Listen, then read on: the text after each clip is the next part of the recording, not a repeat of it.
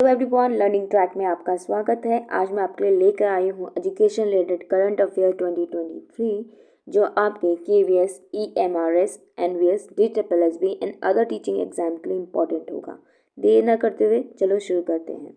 हमारा पहला क्वेश्चन है, John Fosse who won the 2023 Nobel prize in literature is from which country. साहित्य में 2023 का नोबेल पुरस्कार जीतने वाले जॉन फॉसे किस देश से हैं? तो ये हैं आपके नॉर्वे से। ठीक है, अब हम बात करते हैं जॉन फॉसे के बारे में। तो उन्हें नाटक, उपन्यास, कविता संग्रह, निबंध, बच्चों की किताबें और अनुवाद सहित विभिन्न शैलियों में लिखने के लिए जाना जाता है। उनका पहला उपन्यास राउट स्वार्ड्स था जो कब प्रकाशित किया गया था? 1983 में। साहित्य के अगर नोवेल की बात करें तो ये किसके द्वारा दिया जाता है? स्वीडिश एकेडमी के द्वारा, जो कहाँ पे है? स्टॉकहोम में।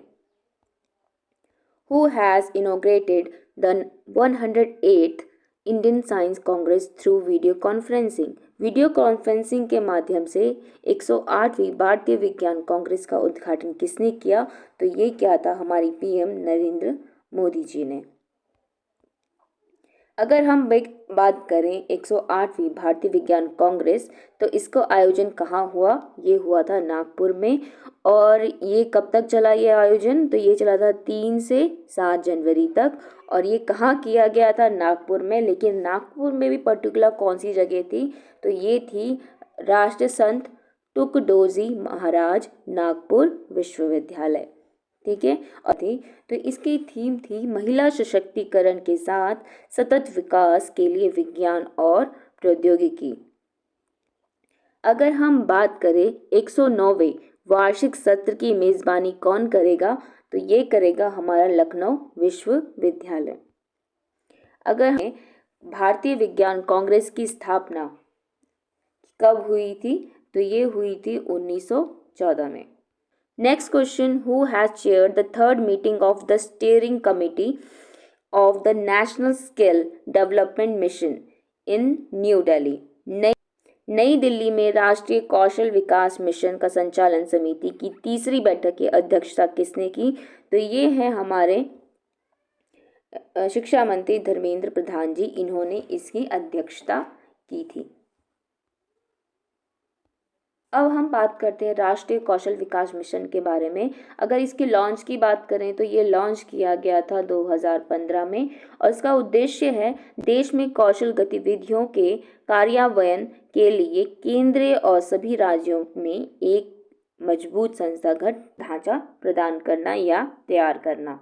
ये किस मंत्रालय के अंतर्गत आता है? तो ये आता है कौशल विकास एवं उद्यमिता मंत्रालय।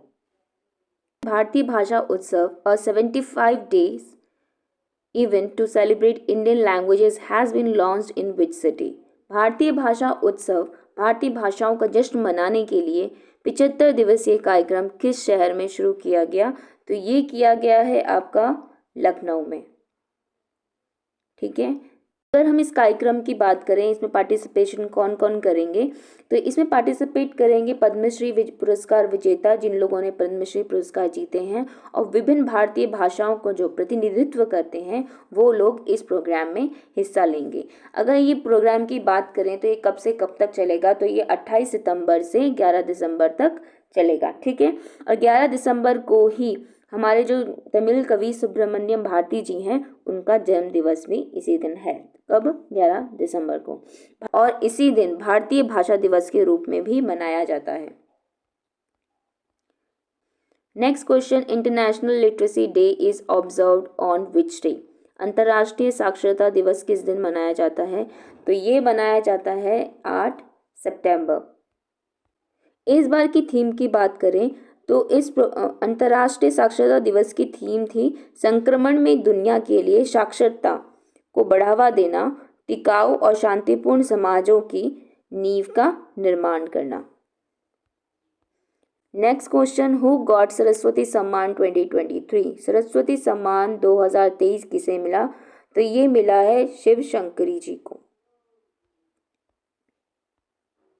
ठीक है, और ये पुरस्कार उनको किस चीज़ के लिए मिला है? सूर्यवंशम के लिए। सूर्यवंशम ना समझिएगा, ये है सूर्यवंशम। ठीक है, ये इनका एक संस्मरण है। ठीक है, अगर हम सरस्वती सम्मान की बात करें तो इसकी शुरुआत हुई थी 1991 में।